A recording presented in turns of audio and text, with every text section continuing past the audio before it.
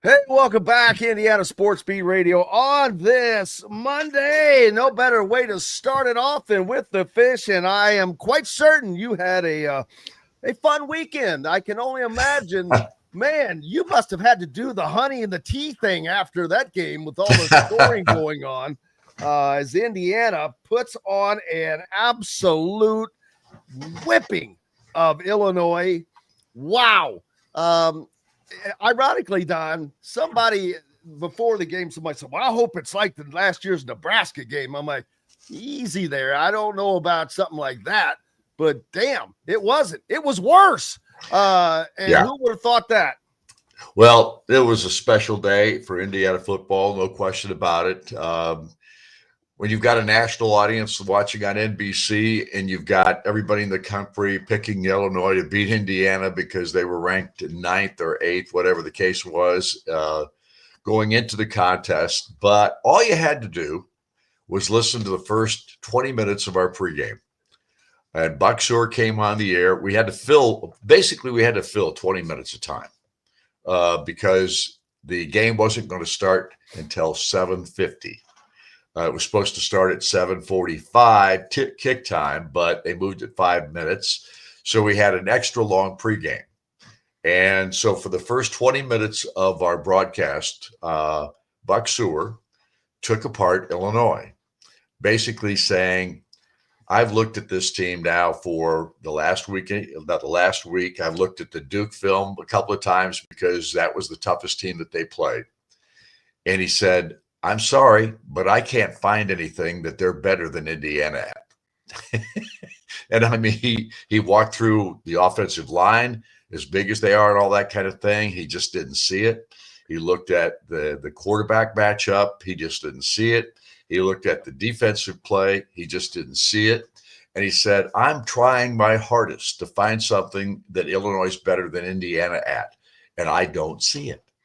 And he literally came out and dissected the whole Illinois team in regard to what it looked like compared to Indiana and said that on the air. And it played out absolutely the way he said it was going to play out. And it was 63-10 whipping of the Fighting Illini. And they didn't have any answers for Indiana. And that was just special. It really was. Yeah, I agree. As a matter of fact, I agree exactly with what Coach Buck said, because before I was talking to some folks and I said, look, I have no even concerns. Indiana's going to win the game by double digits. Now, I didn't expect to be that many double digits, but I said the exact same thing. I said, they're better at Illinois at every position, at every single position. They're better. Illinois' offensive line, although they have the most starts in college football, we saw what happened to Duke. They gave up sacks left and right. They were only in that game and won that game because of Duke couldn't hold on to the ball. But and the receivers, get out of here. And they've got one of the best. IU has one of the best receiving corps in the country. Defensively, I don't want to say concern was, but question mark was the defensive line. I didn't know how well they had really replaced what they had last year. And damn, it looked like the LA Rams out there, just causing unbelievable just chaos. Well, Buck also pointed out that Indiana in the first few ball games, if there was going to be a question mark on IU, it would be in the pressure that they could put on the quarterback, Luke Altmaier. And that was answered without question. And here's the other thing. They allowed 2 yards rushing in this football game. Indiana put up 312. That is the fourth straight game in which they've had 300-plus yards in a contest rushing the football.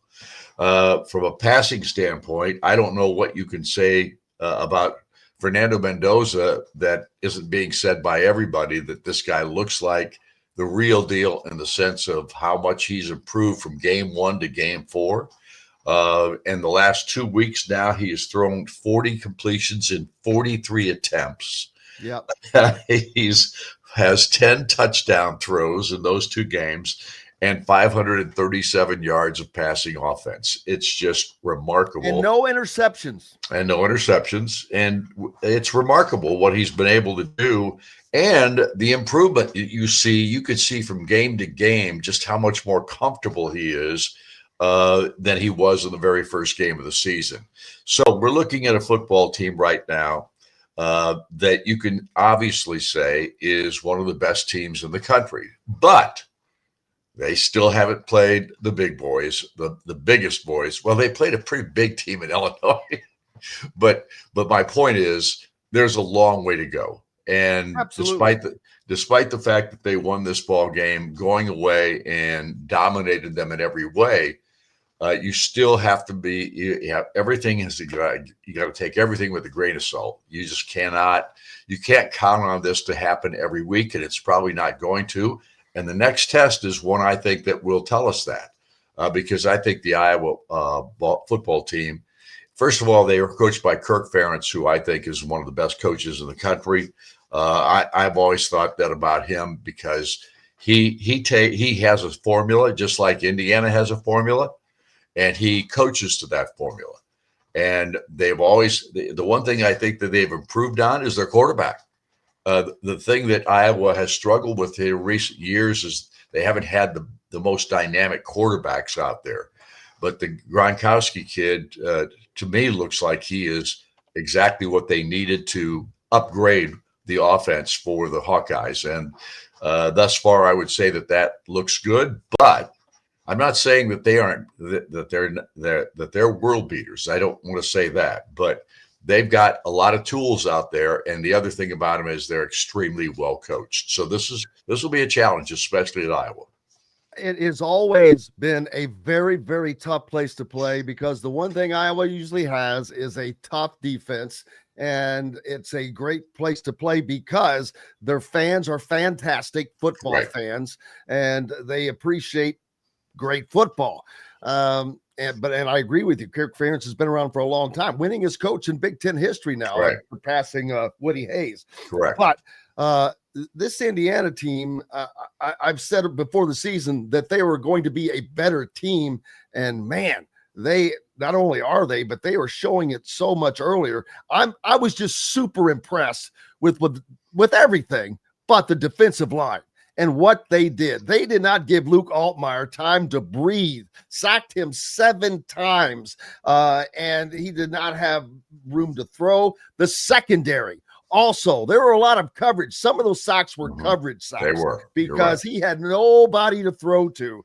And, I mean, Indiana's defense, Brian Haynes and every one of his assistants, just a remarkable job in preparing for that game and shutting down what was one of the higher rated and thought of offenses and quarterbacks in the country. I found it ironic that Fernando Mendoza was not getting any love nationally, like Indiana was not. They were not getting love nationally. And I'm like, all right, guys. I said, I'm telling you, I told you last year.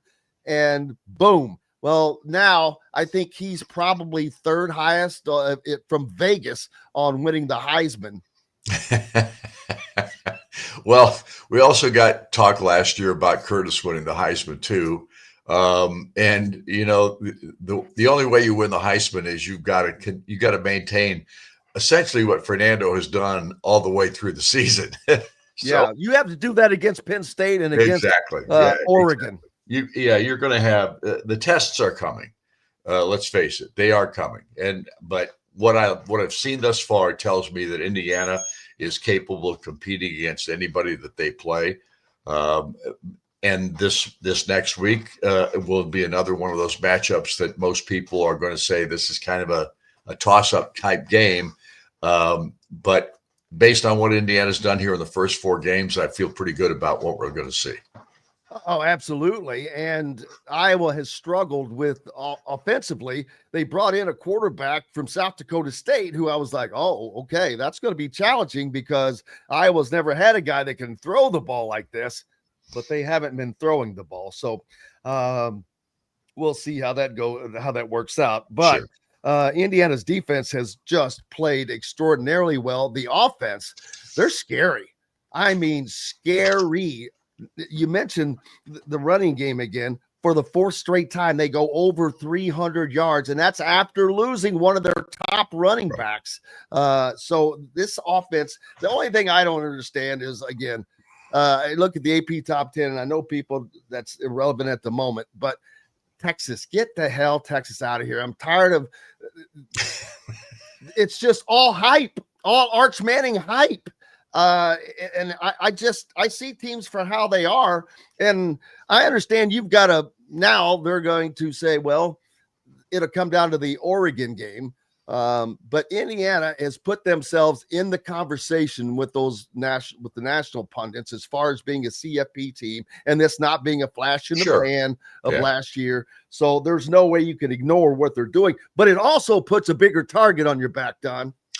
Well, that's exactly right. And if you think Indiana Stadium was electric on Saturday, you wait till you get to Iowa City, because it's going to be electric there too. Their fan base shows up. They are a tremendous fan base for their Hawkeyes. Indiana hasn't won there since 2012. That's the last time Indiana won at Iowa. Now, they haven't played a lot over the last 10 years. They've only played Iowa 3 times, but all 3 of those games were wins for the Hawkeyes, and pretty dominant wins for the most part. These two teams don't mirror each other, because Iowa is a ball club that generally runs the football really well. They don't throw it as much as most teams do. Kirk Ferentz is, as I said before, one of the best coaches in the country. His record indicates that.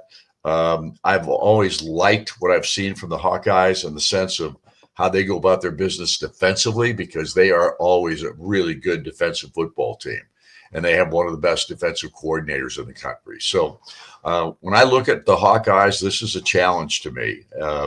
Indiana's record against Iowa over the years is 46 losses and 28 wins and 4 ties.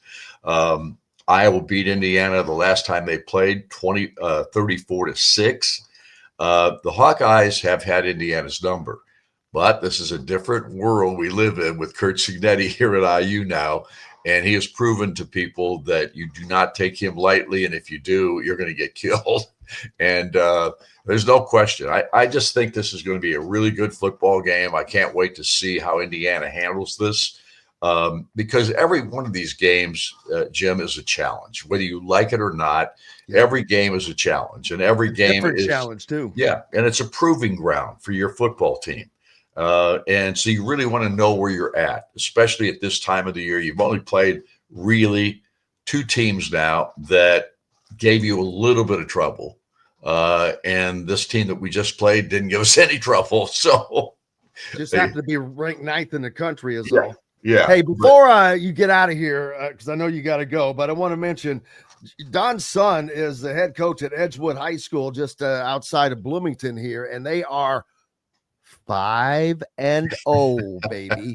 5-0, Don. Thank you, Rufo Jones. Well, that's got to be something pretty cool. We're really proud of what Scott's been able to do this year. Obviously, this is his 3rd season there. He had to rebuild the program at Edgewood, and he's done a remarkable job in that regard. And finally, they're winning, which they had not done the first 2 years he was there, or the previous 4 or 5 years prior to that. But he's got them rolling a little bit. They played a pretty easy schedule, much like Indiana has. But they've got 2 shutouts in there. They put points in the scoreboard.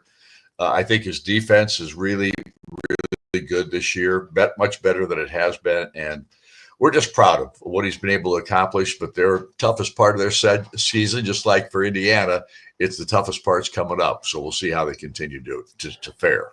Well, it looks good, and we will see you on Thursday night at Hoosier Hanks East as it returns to Thursday with Inside Indiana Football, Coach Cignetti. So I'm sure that the crowd will continue to rise, although it's been pretty full. But, man, after this week, there may be a capacity only. And let's hope that we get a few more people showing up for the talk show at Hoosier Hanks. See ya.